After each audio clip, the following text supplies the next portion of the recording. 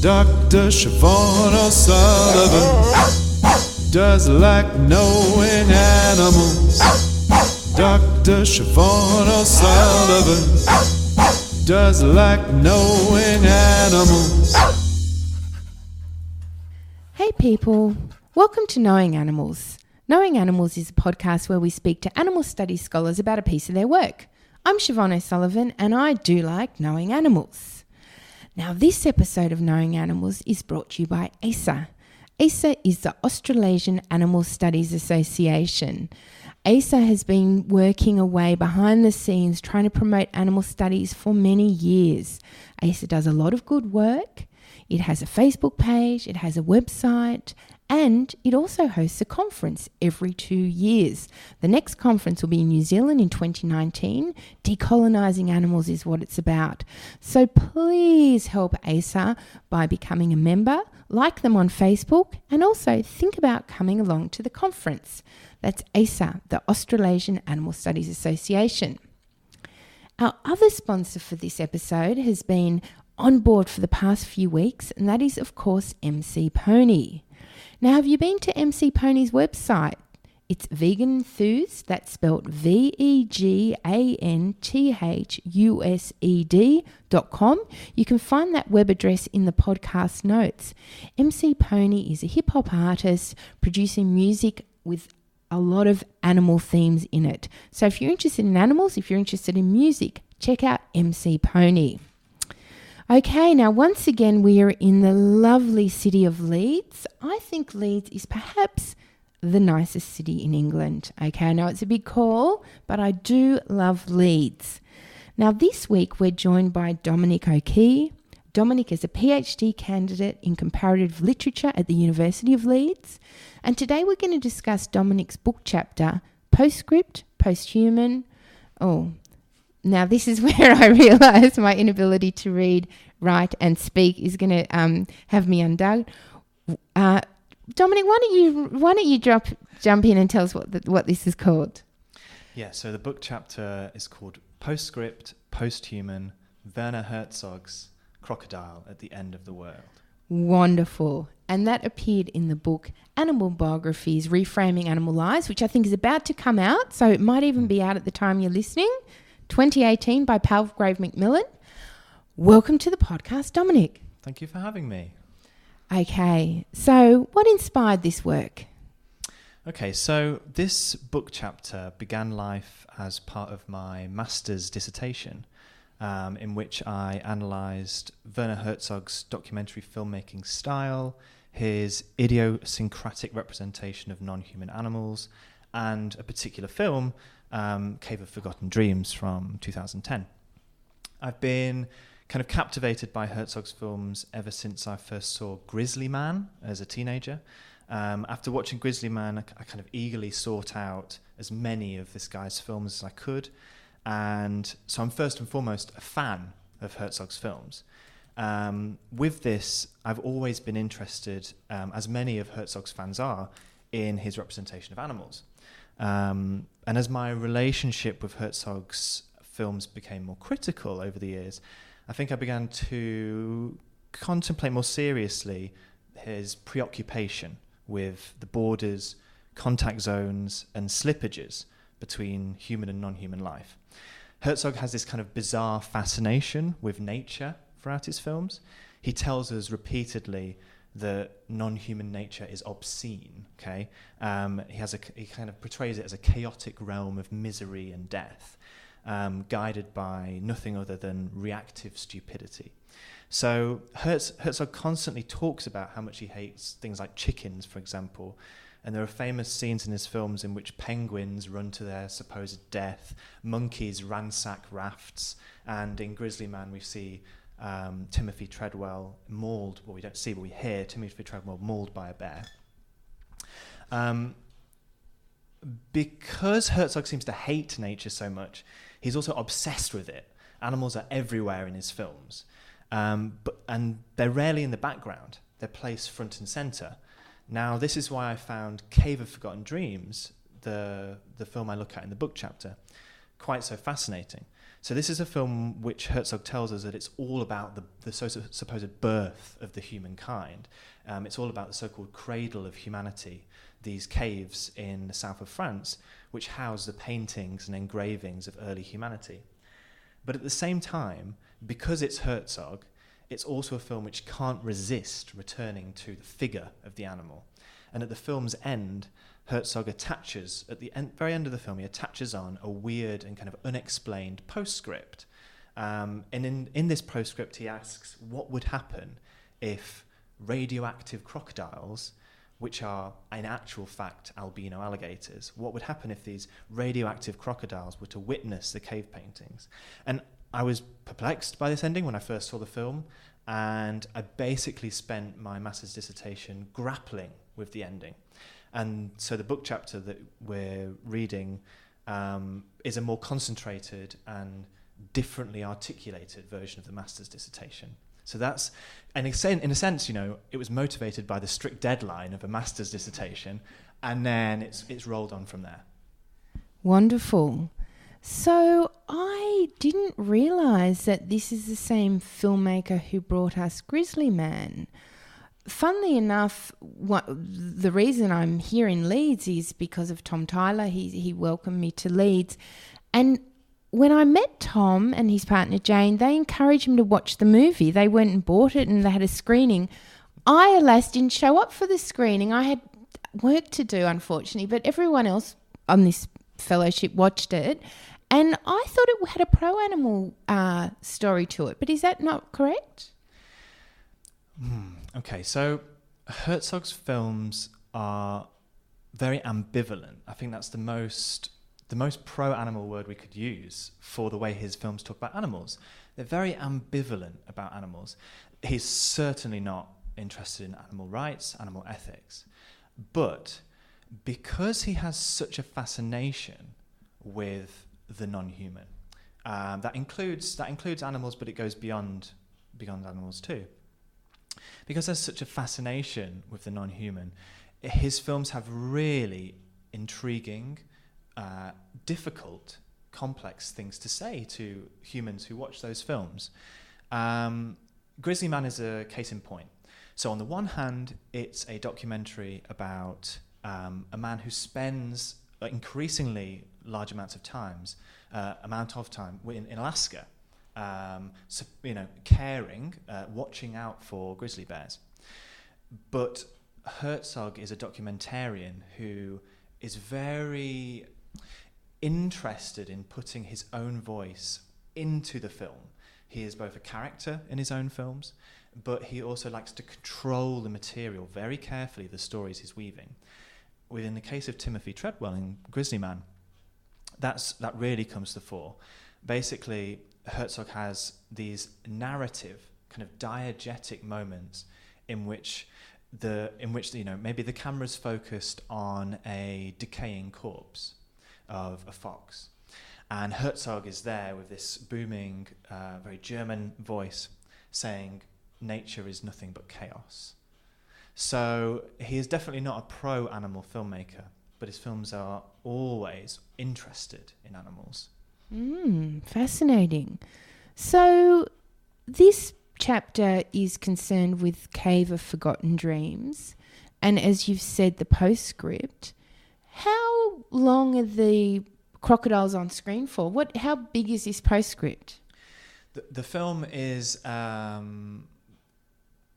about 90 minutes, 95 minutes, and the final 5 minutes of the postscript. So it is, 89, 88 minutes of quite, let me be clear. Herzog is a filmmaker whose documentaries are, by standard documentary terms, quite experimental.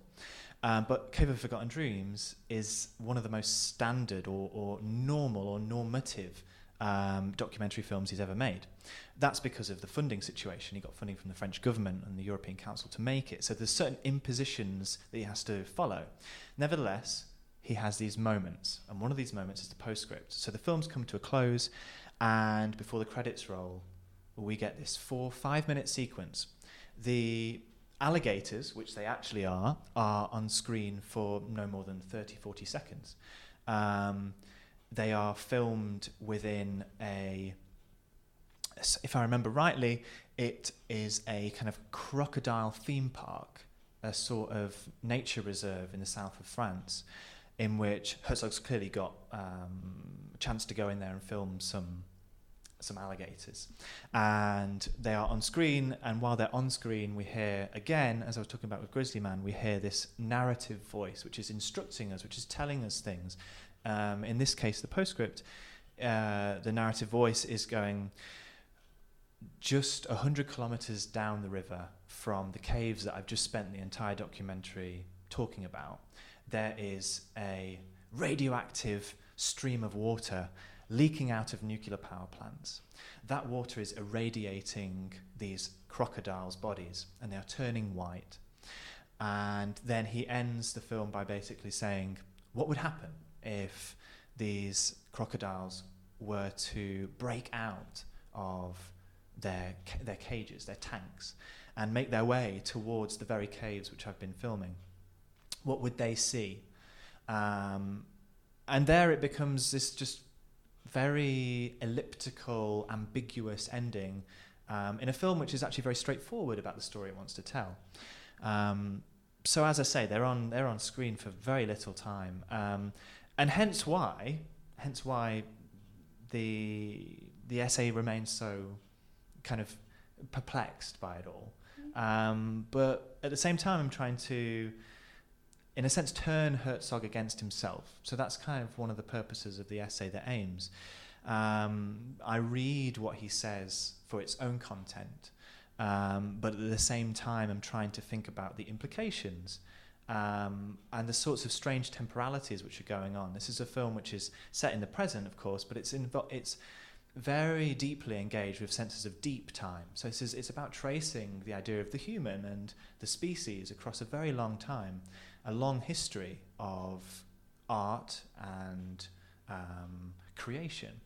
But in the end of the film, obviously filmed in the present, the narrative kind of takes itself as if it were in the future, a future that's beyond the human species. It casts itself into a future without humanity, as if these alligators were the remnant, the remains, the only living beings left, i.e. they would be the ones carrying the history, carrying the memory of humanity as they look at our paleo art. So it's a very strange ending, and that's precisely the way that I go about it in the essay. It's a very circular essay for that reason. So, Dominic, what's your process then? You're in the cinema and everyone else has left to go to the loo, and suddenly you see these alligators and you think, oh, this is going to be my next piece of analysis? Or how do you know? Why this piece then? Okay, so to take it back in, I guess I've got two answers. The first is to take it back in terms of the pragmatics. I wanted to do a quite long piece of analysis of particular animals in Herzog's films. As that project developed, I changed it and it became about this film. That's the first answer. But the second one is that I was actually compelled to think more seriously about this scene because of the scene's reception. So in the reviews, the popular reviews of the film, whether it's in Sight and Sound magazine or on The Guardian, wherever you want to look, across the world, the film's reception, there was a very cautious way of talking about the Postscript. Some people, film reviewers, kind of saw it and were quite happy to announce it as an irrelevant addendum to the film, not worth talking about in a film review. Others were a bit more confused, and it was that confusion which sparked my own curiosity in trying to find something to say about things that other people had found kind of impossible to speak about. So I think looking at the way in which the film was received, and this isn't just a question of the reviews. As I became more engaged in the research of the piece, it coincided with the first wave of scholarship on the film. So one of the really good things about translating the dissertation into this, what we now have as a book chapter, is that I was able to read 3, 4, 5 pieces of academic scholarship on the film. And again, come up against some of the same problems, but also some of the same sort of generative questions. So, Dominic, what do we know? What have we learned about non-human animals, or our relationship with non-human animals, or their relationship with ours, as a result of this film? That's a really good question. So, it seems to me that one of the guiding arguments of Cave of Forgotten Dreams as a whole, not just the Postscript, but as a whole, is that Herzog believes, in conversation with various scientists who work on these caves, for instance, the Chauvet cave in the south of France, where the film's set, Herzog seems to believe that the human is defined by its capacity to make art. So this is a film in which it announces the birth of what we would consider the human to be those people who inscripted on the cave walls representations, and this is what they were, representations of animals. So the film actually stages a division between the animal and the human. The animal is that thing which is represented, the human is that thing which represents animals. Now, I think what the Postscript does is, on the one hand, it reinforces that message. Herzog is the man in charge who is going to show us this fabulous, strange situation and narrate to us this made-up world. But on the other hand, what I'm trying to do in the book chapter is think about the ways in which the on-screen animals, so not the animals which are represented in the cave, static on the cave walls, but the real-life animals that Herzog films, inevitably challenge the way that the filmmaker attempts to construct them. And so the animal's movement, the alligator's movement within the water that they're filmed in, the way that 2 alligators in particular stare at each other, and the way in which you can think about their relationship to the represented animals on the walls, as well as questions of, and this is another thread of the piece, which is the question of technology. And I'll just do a little aside here. So if for Herzog the human is that thing which creates art, then it is that thing which uses technology, so inscriptive materials. At the end of the film, of course, he presents the alligators as being irradiated, radioactive material. They have turned white because of humans' radioactive technologies. So, in a sense, what I'm trying to say is that one of the implications of this film, one of the implications of the Postscript, is that the future temporality it addresses, it calls into being, is kind of marked by the very technologies which were inaugurated by the writing on the wall. So there's this deep sense, this long thread of temporality, which unites this supposedly futuristic scenario after the human to the very humans the film was focused on. Because of that, what it tells us is that we might go extinct, and that if we go extinct, other animals might survive us, but those animals will still bear traces of our own history. And I think that's a very strange and weird thought, but it's very powerful. Dominic, do you ever wonder what the filmmaker would think about your analysis? He would think it was baloney. He would think it was absolute baloney. Herzog is notoriously anti-criticism. He and I guess, you know, part of this is a pure performance on his part.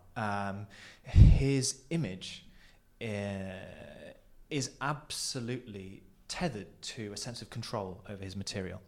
You know, he doesn't just produce feature films, he produces documentaries. He doesn't just produce documentaries, he produces books. He's written quite a few books, and he has done books which are interviews with particularly trusted close scholars or reviewers. because of that, there is this sense in which he is controlling his legacy and the way his films are to be read. Now, on the one hand, that becomes quite productive because you have a lot of material as a critic, as someone who wants to do analysis into his films. You have a lot of material to go on, which extends beyond the films. But it also means you've got something to push up against, something to react to, and something to test. Do Herzog's films match up with the way that he portrays them in interviews? Herzog loves the limelight. You know, if you type in Herzog on YouTube, and you don't get confronted with illegally clipped 2-minute clips from his films.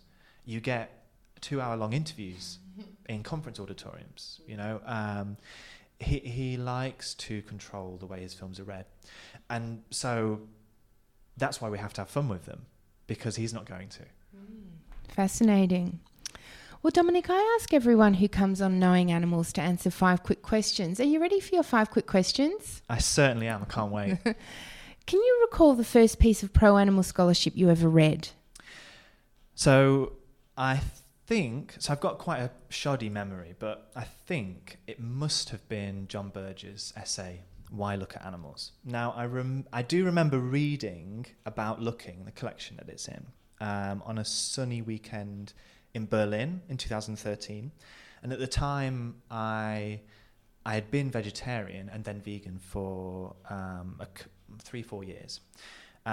During those years, I'd encountered quite a lot of writing on animal rights, but at the time, my sense of animal ethics was more a felt, kind of embodied sensitivity to animal justice. So I think reading that essay, I don't think it's a stretch to say that essay kind of awakened in me an analytical faculty, a way of reading images of animals which I didn't have before. Now, perhaps it's a little too strong, just to think back to the question, to call that essay of Berger's pro-animal, actually. But the way that Berger is able to tell a story about capitalism's disappearing act, in which animals vanish from everyday life only to be replaced by replicants in zoos and meat products. That story that he tells is really captivating, and actually I'm really happy to be working with that essay again in my PhD. I have a chapter on the German author W.G. Sebald and his novel Austerlitz, which kind of repeatedly comes into contact with zoos and encaged animals, and so I'm thinking about Berger's essay in tandem with that. Fantastic.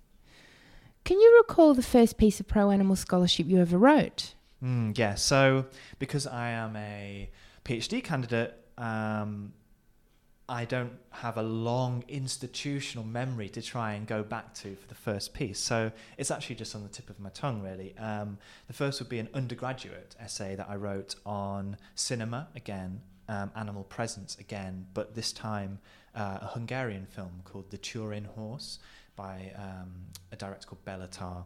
I'm really grateful to Graham Huggan here at Leeds, who not only kind of taught me in the class that he gave called Human Animal Machine, but he also gave me the freedom to write an essay on this Hungarian film which wasn't on the course lists, and it really allowed me to get to grips with a lot of animal studies scholarship. So Wonderful.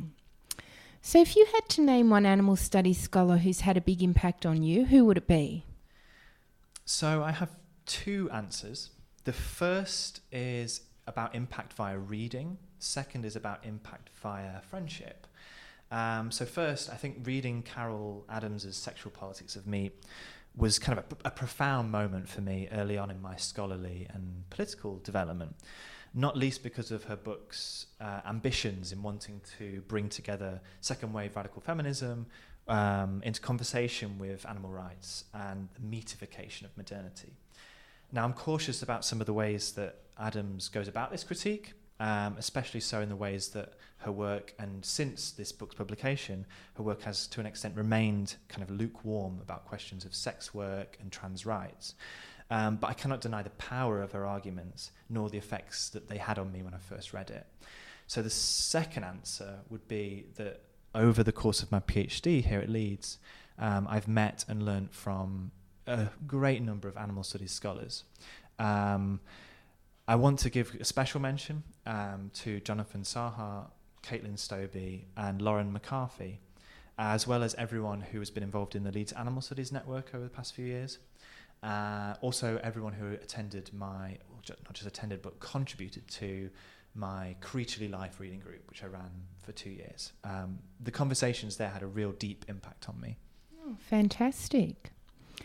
So what's the most important thing academics can do for animals? Okay, so this is the dreaded question, and you will have to forgive me for my pessimism, but I think we're really up against it.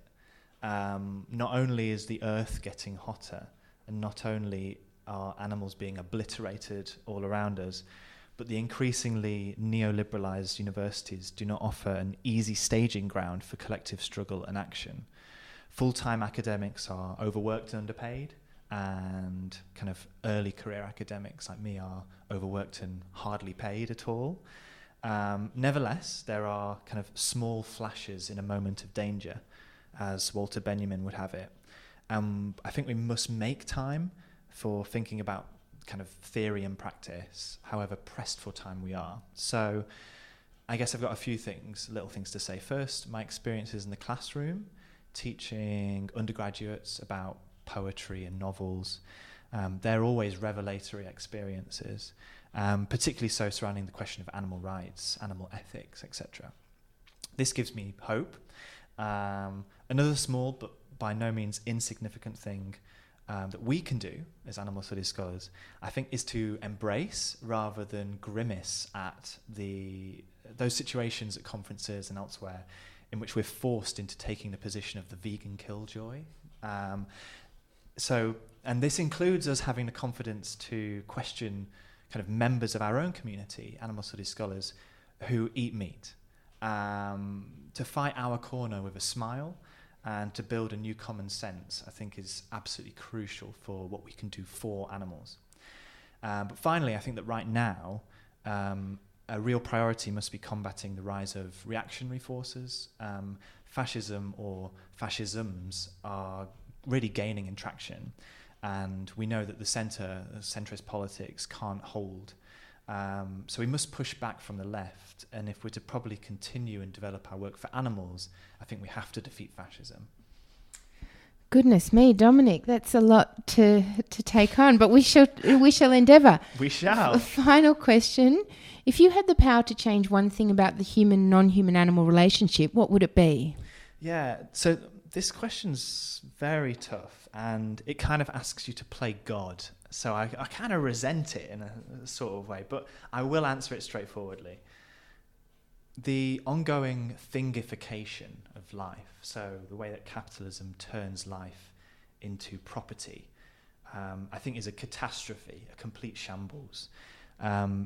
If we are able to have a future reparation with animals, not a recovery of kind of a lost harmony, but a reparation, then I think we must contest the commodification and instrumentalization of life. To change this as a kind of underpinning force, to change this would fundamentally rewire our understanding of what we lay claim to, what we eat, what we hurt, but also what we love. Wonderful. So, Dominic, what are you working on next? The next thing, the ongoing thing, is the PhD. I want to submit it as soon as possible, but I have a long way to go. So that's a PhD in which I basically am looking at how 3 authors differently bend and reshape the novel form in order to think quite seriously about the question of the animal. That PhD is in its latter stages, so that is absolutely what I'm working on next. Fantastic. And where can people find out more about your work?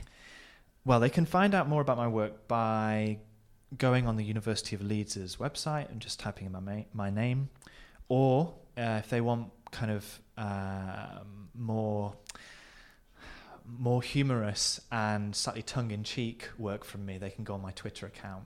I'm at O'Keys, which is spelt Oquays, like key as in a dock or a wharf, so O'Keys.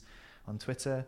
And listeners can also, if they want to read the essay, I'm sure that these academic collections cost like £80. So I'm sure if people are interested, then they can just email me on d.e.okey@leeds.ac.uk. I'd be absolutely happy to send them a draft or a PDF or whatever. Wonderful. And also, don't forget to order a copy for your library. You don't need to buy it yourself. Exactly, yeah. Suggest that your library buy it. It'll be really appreciated.